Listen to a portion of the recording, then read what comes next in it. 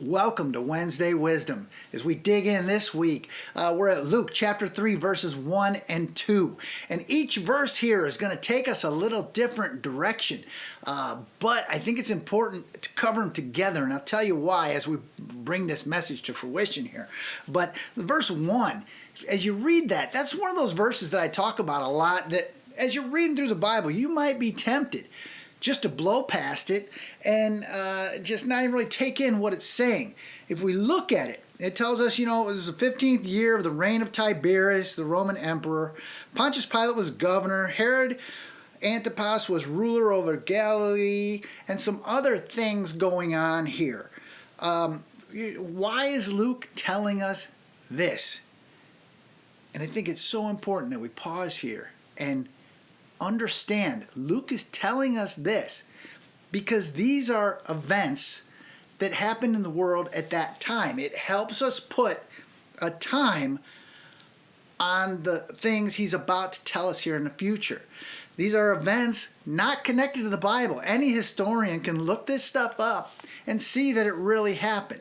And this is how, I'll be quite honest here. I went down a YouTube rabbit hole a couple weeks ago on this. And the timing of these events is a study that you could do for hours. That when they think when this actually happened, there was Roman calendars versus our current calendar and all that. But what I'm getting at here is this verse is actually very important because it is what places this event here that he's going to tell us about in time. And I'll say quite honestly, it makes it real. It makes it real to me. It should make it real to you that there's no disputing that these events happened and that this was the timing of it, that Jesus was there, John was there, and that is why this verse is in here. It's not just a flyover. It's that if we wanted to look at this stuff, we could see exactly when this happened. I think if I remember from my studying that Tiberius, the Roman emperor, was the emperor of Rome on their calendar in 787. And a lot of these other things were happening in the Roman calendar 787, 788, which is different from the calendar we use today. But it allows them to convert that and say, yeah, this really happened.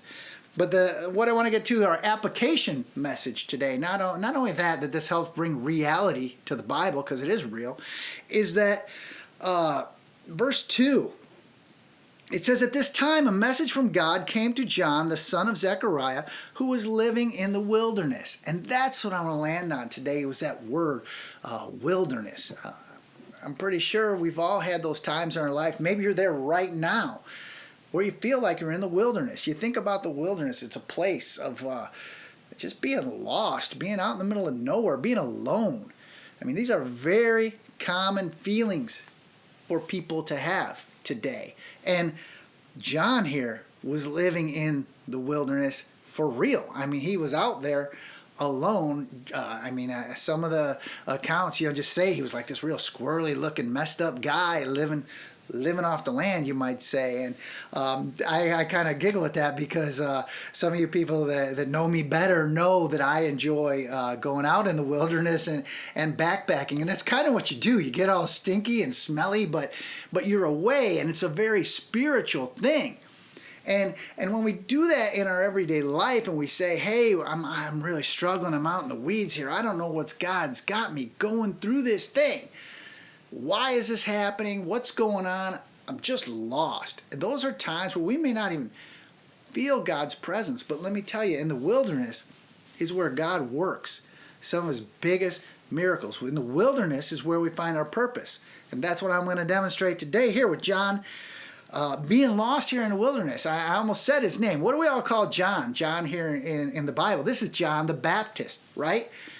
John's purpose in life was to baptize people and to point the way to Jesus.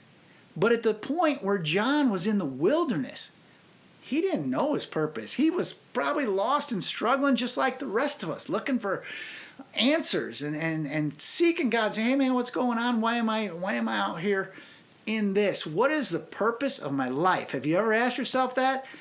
I think we all do from time to time. And in this wilderness is where God came to John, just like it says in that verse. God came to John and revealed his purpose was to be John the Baptist. He actually got a new name from God giving him this purpose in the wilderness. So if I want to encourage you on one thing, right now today, you might feel lost, confused, and in the wilderness, that you don't know what's going on. You might feel like an outcast. But in our lives, a lot of times, that's where God does his greatest work, and he gives us that sense of purpose. He challenges us. He'll talk to us, and he'll lead us out of the wilderness. That's what our God does.